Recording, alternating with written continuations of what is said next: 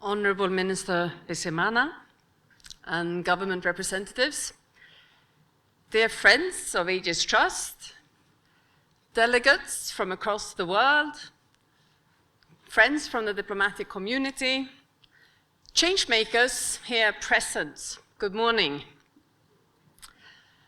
This is an emotional moment for me. Today is my very last day in Rwanda after 4 years. Everyone who has lived here or ever visited knows that Rwanda is special. The remarkable journey that Rwanda has made has been a collective effort of many. Mothers, fathers, children, individuals of all strands of life, leaders believing in what seemed impossible, believing in forgiveness, empathy, taking personal responsibility every day, over and over again, making active choices to invest. What stands out to me is the importance and strength of togetherness and interdependence, the power of championing humanity. It's well captured in the sign of Aegis, Ubuntu, I am because of you. So as I leave Rwanda, I take with me that we are nothing without each other, and when we manage to convey that feeling and sense of belonging, we can create the foundations of lasting peace. It takes a lot of courage to believe in the possible, and even more so, to act accordingly. Aegis has been pivotal in leading this work, and it's with great pride and joy that we gather here this day to take this peace project to the next level. My sincere and heartfelt congratulations to the Aegis team, and I can think of no better way to celebrate my last day here than to be here with you. And to all delegates, a very warm welcome and a call to all of you and to us to use these days to explore what our contribution to the continuation of this remarkable journey not could be, but will be. So while Rwanda's peace-building journey is an inspiration, the global picture is all but encouraging. Armed conflicts are increasing, they are more complex, they involve more actors, and they last longer, causing enormous human suffering and economic losses. In recent times, we saw the scene change dramatically with Russia's illegal invasion of Ukraine. It has again polarized the world, forcing European countries to focus on a conflict closer to home and to prioritize their neighborhood. The geopolitical effects on Africa and other continents are still evolving. I've been asked to reflect on what countries can do to advance peace. We have a major role to play.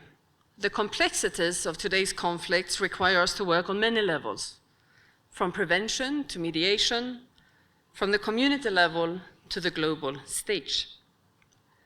In an increasingly perilous world, we must reinvest in multilateralism. The UN, together with other international and regional organizations, remains the arena for agreeing on rules, norms, and values in the international system. This September, the UN member states will gather at the Summit for the Future to rally around the Secretary General's new Agenda for Peace.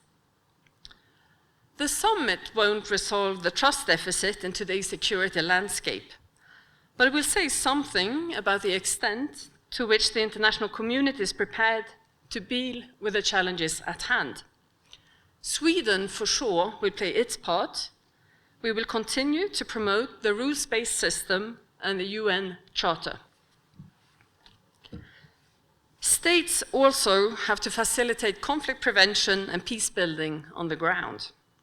This is to influence the myriad of actors, forces, and dynamics that make or break peace in specific contexts.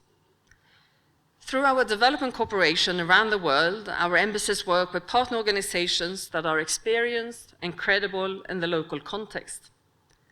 We've supported sustainable water management to promote peace in Mali.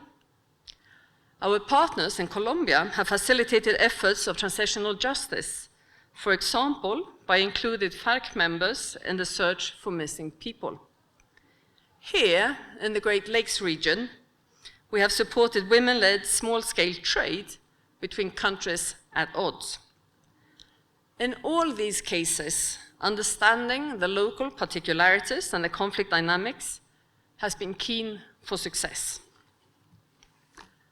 Ladies and gentlemen, this brings me back to where I started, to Rwanda. Rwanda's journey is a showcase of how both multilateral and local dynamics make a difference. The 1994 genocide against the Tutsi was a tragic example of a multilateral system which was not fit for purpose. But more importantly, Rwanda's journey since 1994 is an example for people around the world aiming at context-specific and locally owned peace building. In this, Aegis Trust has been instrumental. Sweden has partnered with Aegis from the very beginning. We contributed to the construction of the memorial. Later, we supported Aegis Trust programs in peace education and research. We have seen how Aegis has contributed to transforming the attitudes and skills of teachers, parents, and youth to become agents of peace. Key components being such things as awareness, empathy, critical thinking, personal responsibility, and trust. This program also resulted in peace and values education curriculum adopted by the Ministry of Education. Our current partnership consolidates those achievements by further strengthening capacities in peace education, working in close partnerships with government counterparts. The research component is generating important evidence, informing policy and program development. Dear friends, we're at an important juncture.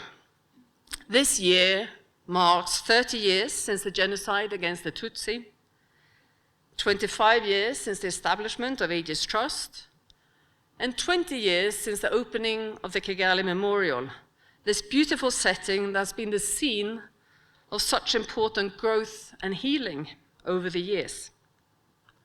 Now is a time for reflection and forward-looking, both for Rwanda as well as Aegis.